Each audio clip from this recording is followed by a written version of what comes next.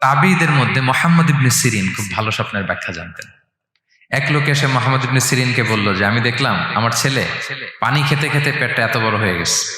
এই একই স্বপ্ন আরেকটা লোকও দেখলো, দেখে এক মূর্খের কাছে জিজ্ঞেস করলো। সে বলল, সর্বনাশ, এত বড় পেট হয়ে গেছে, তোমার ছেলে তো মারা যাবে। ঠিকই কয়েকদিন পরে ছেলেটা মারা গেল। আর একই স্বপ্ন দেখে এই লোক মুহাম্মদ ইবনে সিরিনকে জিজ্ঞেস করেছিল, উনি বলেছেন যে তোমার ছেলে তো অনেক বড় আলেম হবে।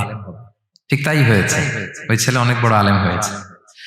তো ফাইন্না রুইয়া তাকউ আলা মা তুআব্বার, স্বপ্নের ব্যাখ্যা তেমন হয় যেমন এটার ব্যাখ্যা করা হয়। রাসূল সাল্লাল্লাহু আলাইহি ওয়াসাল্লাম একবার স্বপ্নে দেখলেন যে তিনি ওনাকে দুধ দেয়া হয়েছে, বাটিতে দুধ খাচ্ছেন, পরে আঙ্গুলের ফাঁক থেকে দুধ বেরোচ্ছে।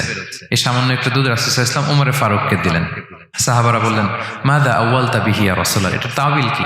তখন বললেন, আউয়ালতু বিহি আল ইলম, এটা দিয়ে আমি জ্ঞান বুঝিয়েছি। মানে ওমরে ফারুকের আল্লাহ তাআলা অনেক জ্ঞান দিবে। স্বপ্নে কেউ দুধ খাচ্ছেন, এটা আপনার জ্ঞানের প্রতীক। রাসূল সাল্লাল্লাহু আলাইহি ওয়াসাল্লাম স্বপ্নে দেখলেন লোকজন দাঁড়ানো, কারো গায়ের জামা এতটুকু, কারো এতটুকু, কারো হাঁটু পর্যন্ত, আর ওমরে ফারুক জামা একেবারে টেনে হিচড়ে যাচ্ছে। তো সাহাবারা বললেন, মাযা আউয়ালতু বিহি ইয়া রাসূলুল্লাহ, এই স্বপ্নের তাওয়িল কি, ব্যাখ্যা কি? রাসূল সাল্লাল্লাহু আলাইহি ওয়াসাল্লাম বললেন, আউয়ালতু বিহি আদ-দীন আত-তাকওয়া, এটা দ্বারা আমি দিনদারি বুঝিয়েছি। মানে ওমরে ফারুকের দিনদারি অনেক বেশি। স্বপ্নে কেউ ছোট জামা দেখলে তার দিনদারি কমতেছে, এটার একটা আলামত। তো এই জন্য হুট করে স্বপ্নের কথা কাউকে শেয়ার করতে নেই। রাসূল সাল্লাল্লাহু আলাইহি ওয়াসাল্লাম ফজরের সালাতের পরে মসজিদে নববীতে সালাম ফিরিয়ে সাহাবাদের দিকে মুখ ফিরিয়ে বসতেন, তাসবিহ পড়তেন, এরপর জিজ্ঞেস করতেন, হাল রাআ আহাদুম মিনকুম আল বারিহাতা রুইয়া, গত রাতে কেউ কোনো স্বপ্ন টপ্ন দেখেছে না? তখন সাহাবারা এই স্বপ্ন বলতেন, রাসূল সাল্লাল্লাহু আলাইহি ওয়াসাল্লাম ব্যাখ্যা করতেন।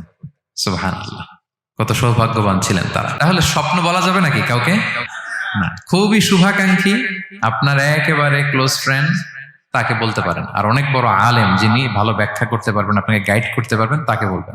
এছাড়া বলা যাবে না। আর খারাপ স্বপ্ন তো বলাই যাবে, আল্লাহ তাআলার কাছে পানা চাইতে হবে। তাহলে ঘুমিয়ে ঘুমিয়ে যেটা দেখি এটা কারোর কাছে বলা যাবে না। আর যেটা পাওয়ার আকাঙ্ক্ষা মানুষকে ঘুমাতে দেয় না, ওইটাও একটা স্বপ্ন। বলে না যে আমার জীবনের স্বপ্ন আমি এটা করবো, এটাও স্বপ্ন। এই ভিশনও শেয়ার করা যাবে না কারোর সাথে, স্বপ্ন শেয়ার করতে নেই।